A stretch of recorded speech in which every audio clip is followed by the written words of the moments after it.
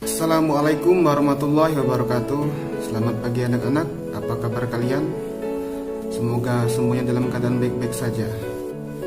Baiklah, sebelum memulai pelajaran, marilah kita berdoa. Berdoa mulai, berdoa selesai. Mari kita absen dulu siapa yang tidak masuk. Oke, terima kasih, semoga lekas sembuh ya. Kemarin kita telah mempelajari subtema 1, manusia dan lingkungan. Hari ini kita akan mempelajari tema 8, lingkungan sahabat kita, yaitu subtema 2, lanjutan dari subtema 1 yang kemarin, perubahan lingkungan. Tujuan pembelajaran pada subtema ini: 1. Melalui kegiatan mengamati, siswa menyebutkan peristiwa-peristiwa atau tindakan pada teks non-fiksi dengan benar. 2. Melalui kegiatan melakukan pengamatan dan berdiskusi, siswa dapat mengidentifikasi faktor-faktor yang mempengaruhi siklus air dengan benar. 3. Melalui kegiatan mencoba, siswa mampu membuat kesimpulan tentang terjadinya air tanah dan air permukaan. Nah, sekarang coba lihat di halaman 52. Perhatikan gambar-gambar di atas, ada gambar A dan gambar B. Nah, sekarang Bapak coba tanya sama kalian ya. 1. Apa komentarmu melihat kedua gambar tersebut? Ya, pasti ada banyak sekali komentar dari kalian. Yang kedua, gambar manakah yang lebih indah? Ya, betul sekali, tentu adalah gambar A yang terlihat lebih indah. Dan ketiga, dapatkah lingkungan seperti gambar A berubah seperti gambar B? Apa yang menyebabkannya? Ya, tentu saja, perubahan dapat terjadi dikarenakan faktor bisa jadi limbah yang berbahaya atau juga kemarau yang sangat panjang sehingga terjadi kekeringan.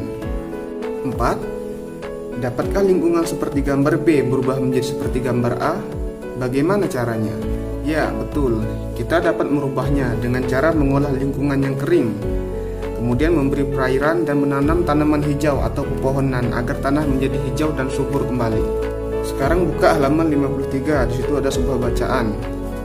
Silahkan kalian menyimak apa yang akan Bapak bacakan. Siklus air tanah. Proses siklus air menyebabkan air bergerak meninggalkan tanah ke udara. Selanjutnya, air turun lagi ke tanah dalam bentuk air hujan. Nah, air yang turun ke tanah ini ada yang masuk ke sungai. Aliran air di sungai ini akan terkumpul kembali di laut. Selain masuk ke sungai dan mengalir ke laut, ada juga air yang tergenang membentuk sebuah danau.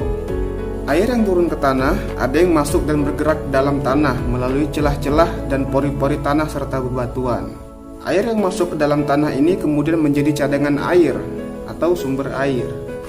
Air cadangan akan selalu ada apabila daerah peresapan air selalu tersedia. Daerah resapan air terdapat di hutan-hutan. Tumbuhan hutan mampu memperkukuh struktur tanah. Saat hujan turun, air tidak langsung hanyut, tetapi air akan terserap dan tersimpan di dalam tanah. Air yang tersimpan di dalam tanah akan menjadi air tanah. Air akan lebih mudah meresap jika terdapat banyak tumbuhan. Air yang meresap akan diserap oleh akar tumbuhan tersebut. Adanya air dan akar di dalam tanah menyebabkan struktur tanah menjadi kukuh dan tidak mudah longsor. Saat ini, hutan banyak yang gundul akibat penebangan liar. Selain penebangan, hutan dapat dirusak akibat pembakaran. Pepohonan di hutan ditebang atau dibakar dengan alasan tertentu, seperti untuk membuka lahan pertanian, perumahan, atau industri. Kegiatan-kegiatan ini dapat mengurangi kemampuan tanah dalam menyerap air. Akibatnya, pada saat hujan terjadi banjir dan pada saat kemarau banyak daerah yang mengalami kekeringan.